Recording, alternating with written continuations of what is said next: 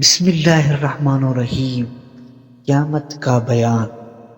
حدیث شریف میں آتا ہے، حضرت ابو ہریرہ رضی اللہ تعالیٰ عنہ بیان کرتے ہیں، رسول اللہ صلی اللہ علیہ وآلہ وسلم نے فرمایا، 2 مرتبہ سور پھونکے جانے کا درمیان وقفہ 40 ہوگا۔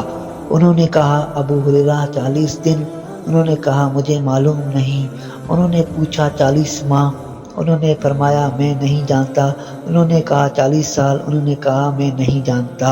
پھر اللہ آسمان سے پانی نازل فرمائے گا تو وہ اس طرح جی اٹھیں گے جس طرح سبزیاں اگ آتے ہیں۔ فرمایا، انسان کی ایک ہڈی کے سوا باقی سارے جسم گل سڑ جائیں گے۔ وہ ریڑھ کی ہڈی کا آخری سرا ہے اور روز قیامت تمام مخلوق اس سے دوبارہ بنائے جائیں گے۔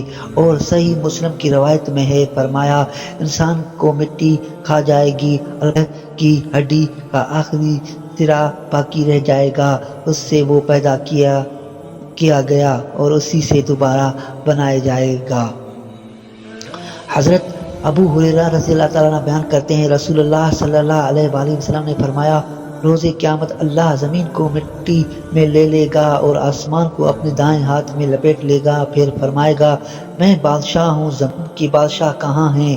حضرت عبداللہ بن عمر رضی اللہ تعالیٰ عنہ بیان کرتے ہیں، رسول اللہ صلی اللہ علیہ وآلہ وسلم نے فرمایا، روز قیامت اللہ آسمان کو لپیٹ لے گا، پھر انہیں اپنے دائیں ہاتھ میں پکڑ لے گا، پھر فرمائے گا، میں بادشاہ ہوں، جابر و متکبر کہاں ہیں؟ پھر وہ زمینوں کو اپنے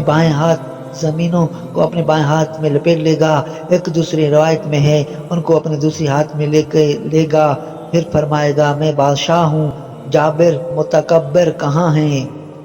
حضرت ابو ہریرہ رضی اللہ تعالیٰ عنہ بیان کرتے ہیں، رسول اللہ صلی اللہ علیہ وسلم فرمایا، روز قیامت سورج اور چاند کو لپیٹ دیا جائے گا۔ حضرت ابو سعید خدری رضی اللہ تعالیٰ بیان کرتے ہیں، رسول اللہ صلی اللہ علیہ وسلم نے فرمایا، میں کیسے خوش رہ سکتا ہوں جب سور پھونکنے والے نے اس سور کو اپنے منہ کے ساتھ لگا رکھا ہے، اپنے کان اور اپنے پیشانی کو جھکا رکھا ہے اور وہ انتظار کر رہا ہے کہ اسے پھونک مارنے کا کب حکم ملتا ہے۔ صحابہ اکرام رضی اللہ عنہ نے عرض کیا، اللہ کے رسول، آپ ہمیں کیا حکم فرماتے ہیں؟ آپ صلی اللہ علیہ وسلم نے فرمایا، کہو، ہمارے لیے اللہ کافی ہے اور وہ بہترین کارساز ہے۔ اللہ ہمیں قیامت کے عذاب سے محفوظ فرمائے، آمین۔